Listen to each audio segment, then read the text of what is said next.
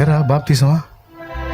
ఊరే ఊరే ఊరే ఊరే పెద్దోళ్ళు సిగ్గు తెచ్చుకోవాలని నేను చూసి, పెద్దోళ్ళు సిగ్గు తెచ్చుకోవాలని నేను చూసి ఎందుకు తీసుకోవాలనుకుంటున్నా?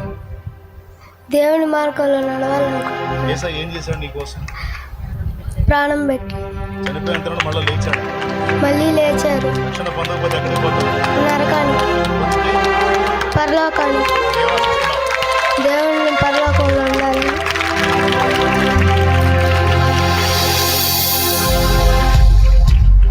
ఇప్పుడు ఎందుకు తీసుకుంటున్నాను? తర్వాత తీసుకోవచ్చు. ఆ మాట పెద్దగా చెప్పు, వాళ్ళకి సిగ్గు వచ్చింది. నేను అడుగుతున్నాను, ఇప్పుడే ఎందుకు తీసుకుంటున్నావురా అని అడుగుతున్నాను నేను. వాడు చెప్తాడు, రేపు నాదో కాదో తెలియదు.